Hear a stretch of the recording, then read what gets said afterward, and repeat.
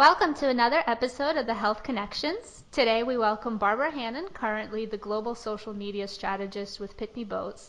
Barbara is an expert in building successful communications and telling a brand story through social marketing. Many of us still see social media as a tool governed by millennials, but Barbara proves that social media is a channel that can and should be used by all. It's great to have you with us today. Welcome. Thank you, Christina, for having me. I love that I get to be a part of this podcast. I'm excited to chat. Great. Well, let's jump right in. I find your background and how you got to what you do today fascinating. Would you share with us what you went to school for and how that has helped bring your success in your field today? Sure. It all started in that I graduated the University of Connecticut as a journalism major, having always wanted to be a writer all my life. Um, when I think about the fact that my roots were in journalism and I was a reporter for a newspaper, um, that evolved over time into a number of different communication roles. But I think when you look at what's the foundation of a good story written for the media, it starts with a compelling lead. And if you think about social media, you need to be compelling. You need to be spot on, engaging, and interesting right out, from the start. Probably one or two other points that, in my mind, journalism set the stage for me was that you need to maintain the voice of the people. You need to speak in a language that they understand. Otherwise, no one's going to read your stuff. And in modern day, with social media, if you're not speaking the language of the people, then they're going to move on to something that's more easy to grasp and to be entertained by. And then finally, I would say when you're a journalist, it's really critical to listen. And the more and more that I come to be familiar with and better at social media, it isn't always about pushing things out. It's not saying, listen to me, I want to say something, especially if you're talking about business. It's about listening to the people's needs and then finding a way to respond so that you're truthfully and authentically engaging with them. And they start to care about you and you care about them. Wow, those are some great points you made as you were telling us your background there. So social media, I think you see that quite a bit, and correct me if I'm wrong, you see it quite a bit that people really use it as another advertising tool versus a listening tool, like you said, the social listening. Do you find that quite a few brands kind of do it the other way around, meaning that they just talk rather than listen? I think I think there's such an unfamiliarity by the individual who's under the pressure to find a way to reach customers in this very competitive world, whether it's a small business on the corner of a post road or a large corporation. There's so much competition out there, really because of social media. Your markets can go much farther away than 10 miles down the road. They can be in other states and other countries. So there's a lot of noise out there. And I think that for the individual who is just starting out, not their fault, they're thinking, well, I've got to put shall we say, my billboard out there. I've got to say, over here, I'm selling this. This is my service. When really, we do business with people, as we've heard before, who we like, trust, and uh, believe in, and people that we want to spend time with. I've often said the reason we have our insurance agent is not because we have the least expensive insurance with that particular company, but it's because it's my husband's college roommate. And so there's an example of when you build relationships with people, regardless sometimes of the price of your service or the distance of your location, people will come and be a part of your business experience if you've built some sort of a bond. Yeah, I think you hit the nail on the head there by saying that there's a lot of noise. So kind of getting your message across in the right way. How much do you think that targeting and really knowing your audience well has to do with getting this message across correctly? Well, I think it's critical in that if you blindly go in and recognizing that most of our listeners will likely be scratching their head as to how to do any of this, and that's understandable. But if you just put out, let's say, a post on any social channel that you're familiar with, and and it just sits there, first of all, if you have no followers, no one will see it. And if you put a little money behind it, as you would perhaps in former days, a newspaper ad or a radio spot, if you put a little money behind it, unless you go while placing that ad and picking the individuals, if it's a product, let's just say if it's alcohol, you don't want to be talking to the grade school people, and any other targeting you could imagine. If it's uh, uh, if it's a social event that has to do with a nightclub, you don't want the 65 and older crowd. So you need to target by age, target by region, target by interest, and there are ways to do that. Yeah, there are definitely a lot of ways these days. Currently, you're a global social media strategist at Pitney Bowes. What have you some of your responsibilities with that job? Well, there are many. Really, there's two buckets of the work I do. I specifically help out our small business division that has products and services that appeal to businesses from startups to, let's say, 1,000 employees. Um, and for that group, I help them, while they're developing their marketing plans and messages. I help them come up with campaigns that might play well in social media. People have to remember when you post something about a business on a social channel like a Facebook or a LinkedIn, you're vying for the attentions of the individual whose friend just attended a wedding last weekend, and there's the photograph of the bride.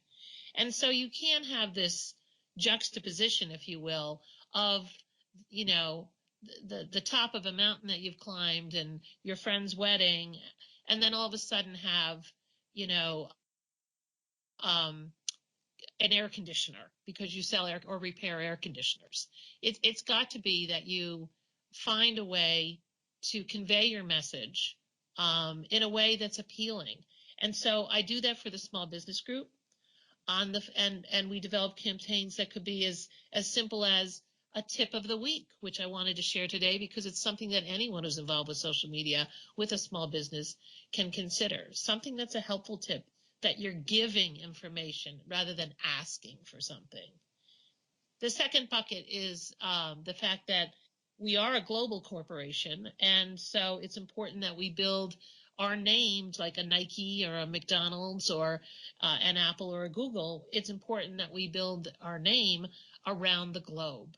And so we do a number of things, my pride and joy being our monthly tweet chat series, for which we bring people together who are small business owners, independent professionals, large corporate employees together for a really pleasant hour that I liken to a cocktail party in someone's living room. It's very informal, and yet it's about a professional topic that everyone can chime in. And that's one of the benefits of having something like a tweet chat series. It's an hour for which everyone gets a chance to talk, rather than, let's say, attending a webinar for which you're, for the most part, listening to the expert, taking notes, and maybe have 5 minutes for Q&A at the end. Those are the things I focus on. That's great. You had brought up a great point about, giving versus asking. I think much of our audience is used to the quote unquote old way of marketing, which is asking, right? You're advertising. What would you say would be a good suggestion in addition to a tip of the week? To kind of switch that mindset, what are the benefits of our audience to ask, or I'm sorry, to give rather than ask? Well, I think There's so much in the small business space, because you're really dealing with people, their first names. Oftentimes you come to know them for many years. There's a loyalty to small businesses, and there's really a community to people who feel strongly about sticking with a small business that they really enjoy. It's sometimes hard to tug them away. So you can turn the spotlight on the customers. And if someone is, in a fitness environment and they've done extraordinarily well or lost a few pounds or a few inches or have worked out a record number of times over the course of a month, I can imagine a photograph of that individual with a big smiling grin and a quote from them saying something nice about the business or vice versa, something about the owner of the business speaking you know, positively about the progress of this individual. And then coupled with that, there could be, at the end of every quarter or the end of every month, um, whoever, participates in some way with the company can perhaps get a $25 gift card to Amazon or to the local health food store or whatever it is. But people are just like those listening today. Everybody has a family, everybody has friends, everybody lives somewhere, and business isn't business like the big capital B. Doing business is really building relationships and turning the spotlight on the customers, providing them tips, sharing customer testimonials, offering intermittent times during the year, like certain peaks, holiday seasons, to offer something special, a buy one, get one, uh, tell a friend and we'll help you, just without money being exchanged. That's really the ticket. People don't want to have to always be opening their wallet. Yeah, that's a great point. Um, I think that what a lot of people do get stuck on when planning these types of campaigns is the actual planning. So, do you have any tips on how to make that not so overwhelming, which seems to be really the big issue? I know there's a phrase out there people have used called KISS, KISS. Keep it simple, stupid, right? And it's the first thing I thought of when you asked that question, because what happens, myself included, is you get an idea and then you share it with the person sitting next to you or your spouse or your partner in business, and it grows and it grows. And suddenly that, hey, we need to do a little something is this overwhelming can't start thing. So I would say keep your first thing that you choose to do to a single component. It's going to be that you put a photograph up every week of an individual who's participated in your business in some way that you want to give a nod to. It's just one thing. You don't build it any bigger than that. You just start real tiny and you make sure that you include them when you post about it. You include their name or you private message to them, or in one way or another, you make sure that they know that that's out there so that they can then respond. But I think the biggest point to make is do not allow yourself to get 5 and 6 pieces of a plan going on. Just in the beginning, take that pinky baby step, and then you can see how it goes and move on. That's that's exactly it. Just really keeping it simple. So, thank you for mentioning that. You had mentioned the award-winning Power Precision Global Tweet Chat series, and you had mentioned some of the value that business owners can get out of that. Most of it, just being able to talk rather than just sitting and listening on a webinar.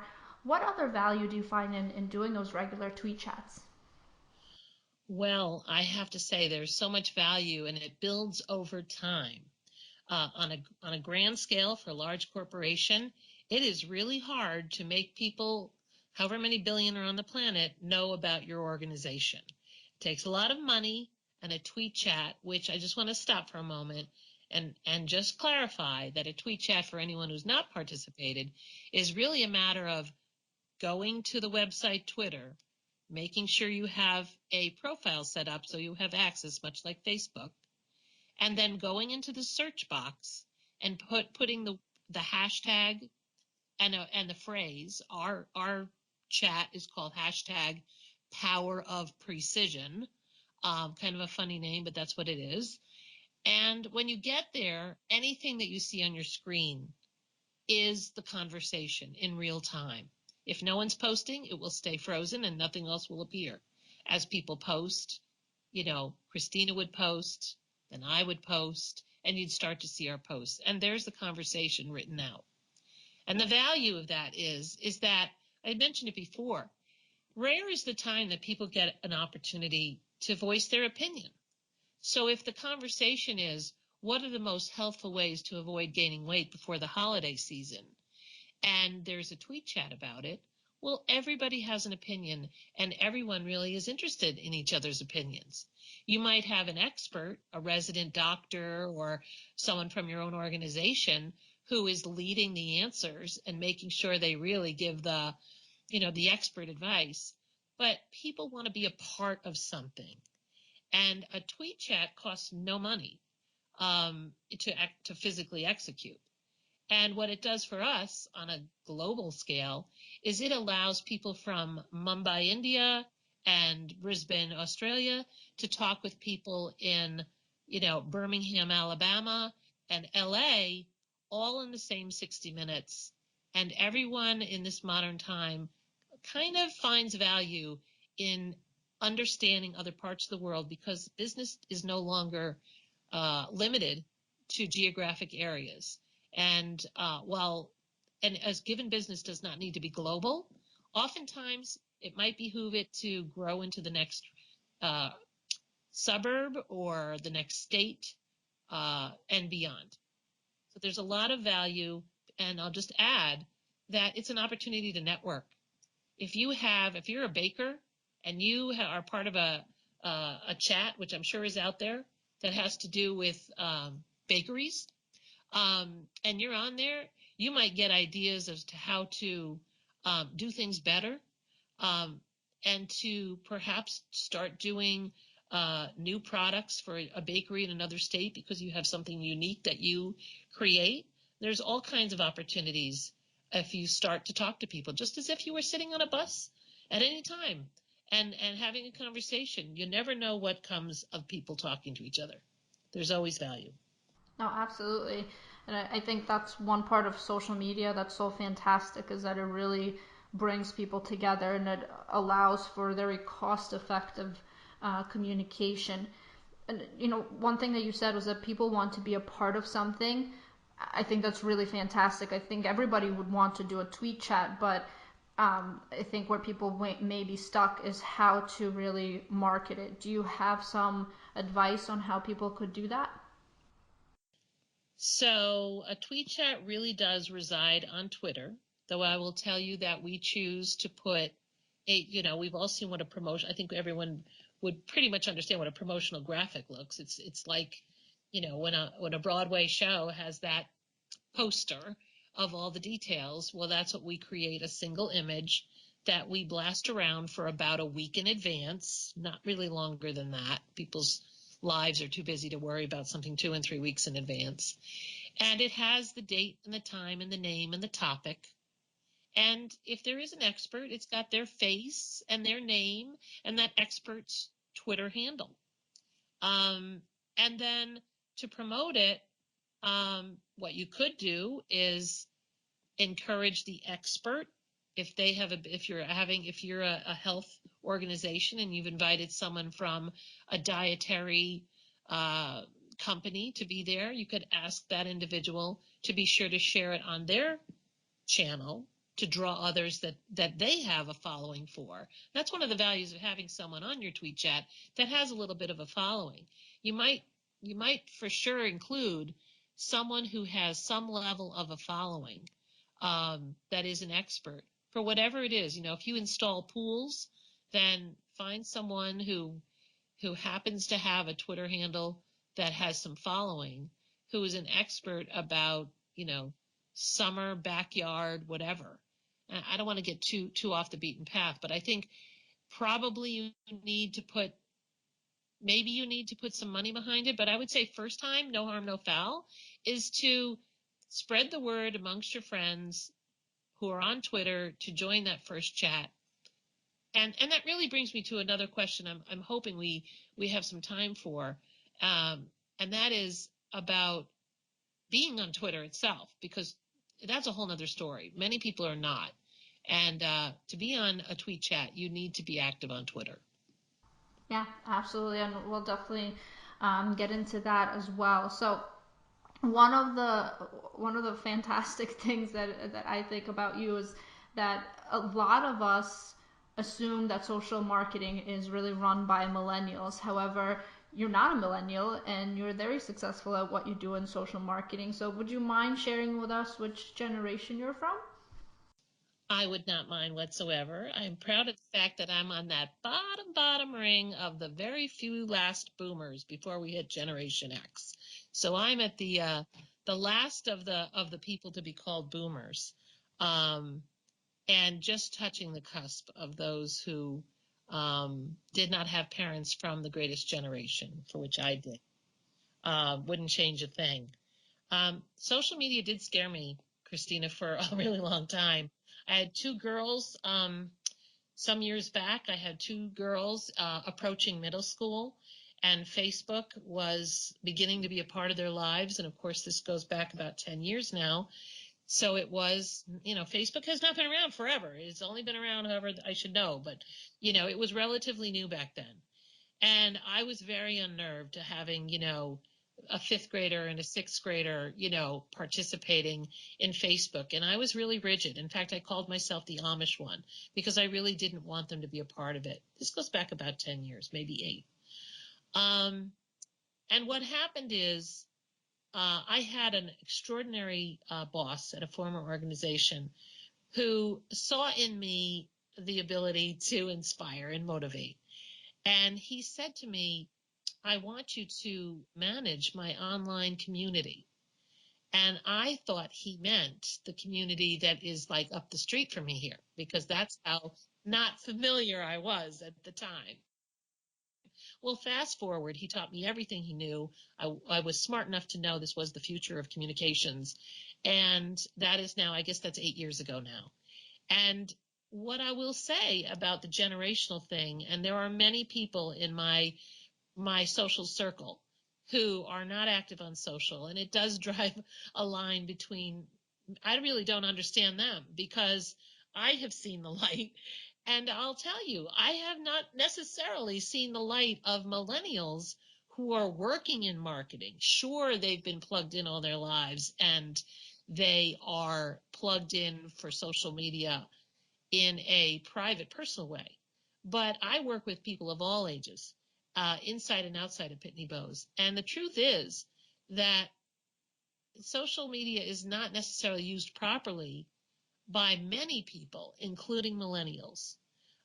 But when used properly, it is extraordinarily powerful. In fact, I think it is the biggest influence of my life the last 10 years. That's great, and I'm glad you brought that up because I can definitely attest to that. I think that even though millennials are seen as somebody who run the social media and so on, like you said, it's not always done in the right way or the most effective way, and in terms of building that communication on there. So you had mentioned how you weren't really aware of it, but a lot of people kind of stop at that fear. Was there anything specific that you can kind of pinpoint that pushed you over there and made you see the light? Yes, and I will tell you that after having created, because that gentleman I mentioned who was my wonderful boss, he made us all have Twitter accounts. And I remember staring at my Twitter page, thinking for probably an hour, what words will I string together to be a first tweet? I haven't a clue. I remember sitting at my desk that day. But fast forward to a couple of years back at Pitney Bowes, when I was already very familiar with social media, but not truly passionate about it. And it was a single day that I had a new shipping survey, because Pitney Bowes involves itself with mailing and shipping on a global scale. And I had this new survey I'd produced, and I really wanted it to be, seen by the masses. And so I was on Twitter, and we had posted it was an infographic. So it was very pictorial in nature, very visual. And I had posted it to Twitter, and somebody shared it and then and put a comment on it saying, this is fantastic. So I went back to that individual just to see, what's their bio. And while I was on there, looking at their homepage of their Twitter handle, I noticed that they posted something about a TED Talk, and I just love TED Talks. And it was a TED Talk that was life-changing. I clicked on it, I watched it.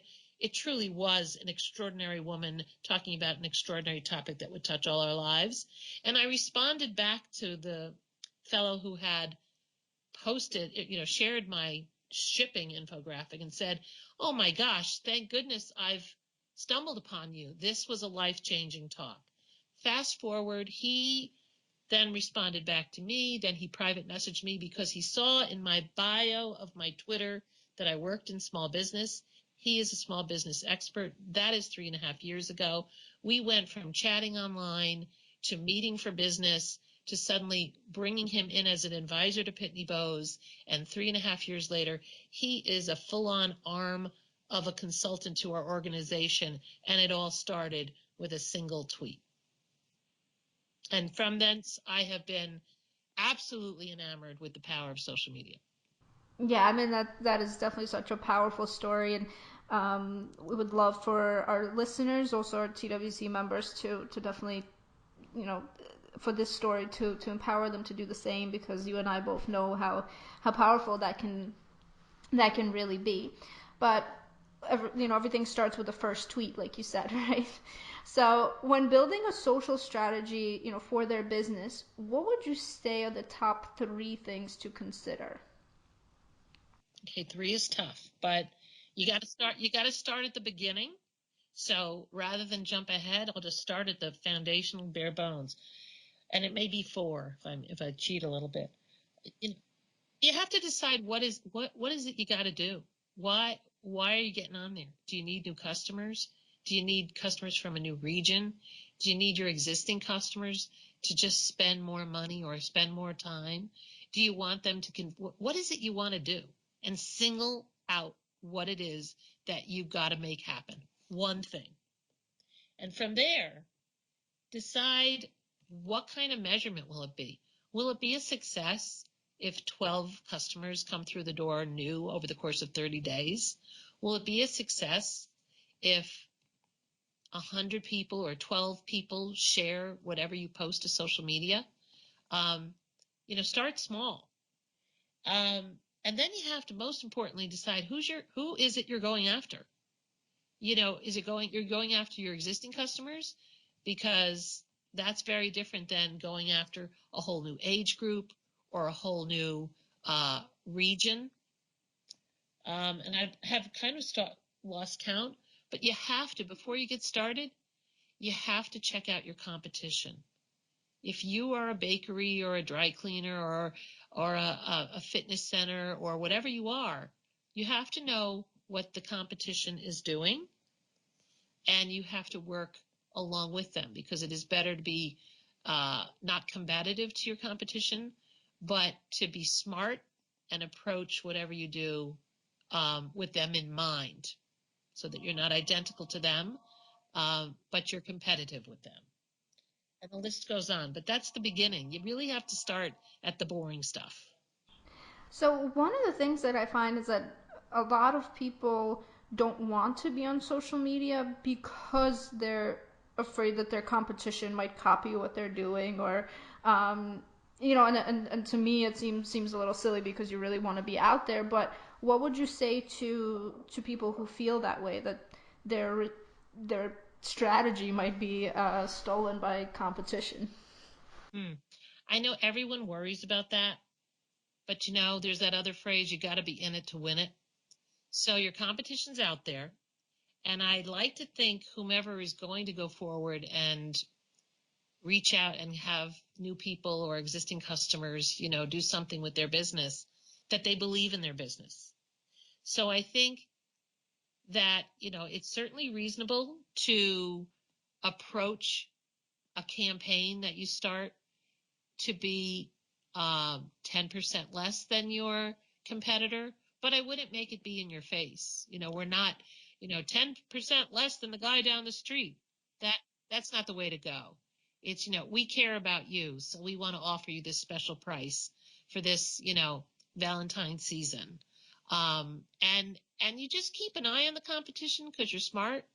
But I think that you just always have to take the high ground, believe in your company, be authentic, and also have a quality product or service that you can be proud of. And then it's okay to have competition. Got it.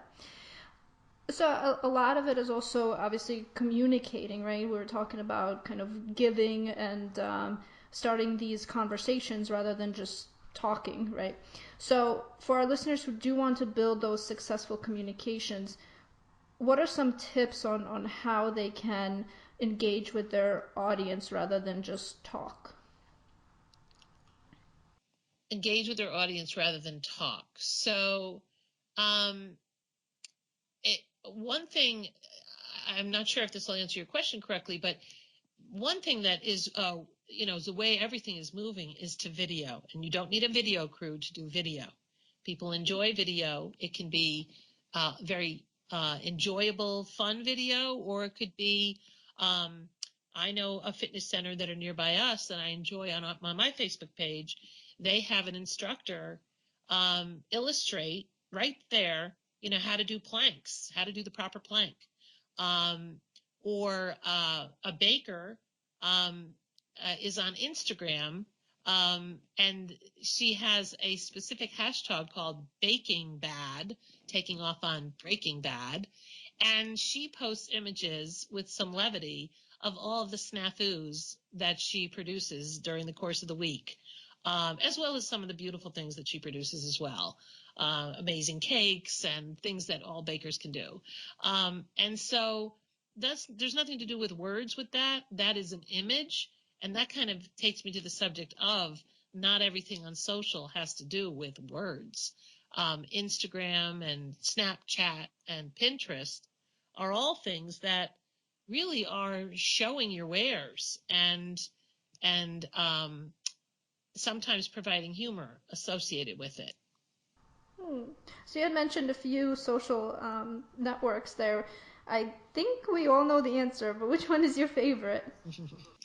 So I do have that affinity for Twitter because, when it started, everyone was like, well, I don't like that Twitter because I'm not, everybody talks about they just got their nails manicured or they're in traffic on the highway. And I really think that Twitter has evolved, not to mention it's who you follow on Twitter. Your following, Christina, is different than my following because you pick different people's information to be in your feed. I don't follow Ashton Kutcher and Caitlyn Jenner and the Kardashians. I follow people who are experts in the areas of the business that I do with Pitney Bowes, and people who are, remember I told you I love TED Talks, so I often follow people who've done amazing TED Talks for inspiration. So a person who is on Twitter needs to follow people who are in their area. If they're fearful to tweet, then don't tweet. Just get on there and do in the search box all the different people that you may have met in your competitive area or in your region and start to follow them and watch and share. But in terms of being favorite, while Twitter I have an affection for, the value of LinkedIn is undeniable. If you are a professional in any way, shape, or form, I really believe you need to have a LinkedIn profile to basically be, I want to say, your passport to doing business. People will quickly go to LinkedIn and just see, are they legitimate? Are they serious about this, or are they just doing it in their garage? And I think that it's important to have a LinkedIn profile laid out. And then I'm just going to throw in that I have really become a fan of Instagram, and I see the power of it now that I've gotten familiar with it. But you have to have rich images that people want to stare at um, in order to, I think, succeed on Instagram. Great. No, I'm glad we found out which one is your favorite. One thing that I will mention out to our audience, you will find Barbara's LinkedIn, which I think is fantastic. on our podcast page at totalwellnessconnect.com/podcast/Barbara H. And please feel free to connect with her on there as well. So, a couple more questions for Barbara before we go. There are quite a few services out there now that really seem too good to be true. And I think a lot of that started with services like Fiverr and so on, where social marketers out there try to rush results by engaging in fake communications, a lot of times through robots or even individuals, but they're still a fake communication. So, what is your view on using those, and can they really be helpful? I think the short answer is no. But I think a little bit more on that is that you would be, I am oftentimes amazed at people who have quite a large persona out there, fine reputation, one would assume. But there are also websites, Christina, that have, and I don't have the name of the one that I've used, forgive me, but there are websites that you can go to place in the handle of the individual on Twitter and to have it determined for you and calculate the valid names among the many thousands they have following for them. And you know what? I know a couple of people who have huge followings, 6-digit followings that are in business. And now that I've discovered that they have pretty much bought their fame, if you will, I've kicked them to the curb. And I think that, the word authentic just is not, it's never overused because there's nothing better. Um, be real, be genuine, be authentic. Slow and steady wins the race. The reason those phrases all exist is because they all make sense and they've been tried and true for decades. That's a great point. I think a lot of people didn't quite realize that you can actually do that to buy followers, and many may look at others' profiles and say, "Wow, they have a lot of followers. I've got a long way to go." But the grass is not always greener on the other side, depending on how it's fertilized, right? So that's a really great point. I think looking at other people, just kind of focus on yourself and how you want to build an authentic presence, as you said. So thank you for mentioning that. So kind of on the same topic, social media and the many success stories that are attributed to it makes it seem like big results can be achieved overnight. Do you believe that's true, or do you think like all marketing, social marketing takes time? Yeah, it really takes time. It takes time because it has to be done, I won't say right, but well. And you can't you before you're great, you have to be good, and before you're good, you have to not know. And so people start from the not know for the most part, and they stumble, and it's so frustrating. I can't tell you how many times we've had an extraordinary piece of, I don't know, a video or something, a wonderful blog that's really inspirational. And we're like, why? The word viral used to be used so much more, I think, because people thought they could. I think people are starting to understand you can't make something go viral. It's really gotta the reason, the very nature of something going viral is because it came out of nowhere, like that Chewbacca woman, um, uh, and that video, and several others. But you know what? I think the most important thing, and because it's very, very frustrating, you got to start small. You got to pick one channel. If you're not doing anything, just pick one. Get really good at it. Build it up. It's not all about the number of your followers, but the quality of your followers. Make sure they're engaging. Give to them, because it is really hard to this day. Big corporation Pitney Bowes, it's really hard to always have your content that you put out there resonate. Um, I would just say stay on and look around and see what your competitors and the bigger organizations are doing, and maybe copy something that you see or try to copy it in your own voice. That's great. So we're coming towards the end of our podcast with Barbara today. Is there anything you would like to mention before we go? I I encourage everyone to not be afraid to be on social media. A lot of us use our credit cards to get on Amazon and buy that gift or whatever we're purchasing. Security is a newfound conundrum in this modern world, and you so long as you don't put anything out there that you are not comfortable, do not put anything out there that you're uncomfortable with. And whatever is out there will be shared and will extend what you're doing in life, personally or professionally. So I think to be on social media, the best thing to do is be on there and share other people's work and like other people's work and follow other people and remain as silent as you can until you develop an opinion, and then maybe say, that was the best blog I ever read, or thanks for those tips. And all of a sudden, you're going to get your training wheels off, and it will take flight. I also want to mention, follow me on Twitter at @bhannan. I'd love to continue the conversation with you there. Fantastic. And thank you so much for being with us today on such a hot topic, especially for our audience. We're trying to get out there on social media and not quite sure how to do it. So to learn more information about Barbara, please go to totalwellnessconnect.com/podcast/Barbara H. Her Twitter handle will definitely be on there, as well as her LinkedIn. So thank you very much for being with us today. Thanks so much for having me. This was great.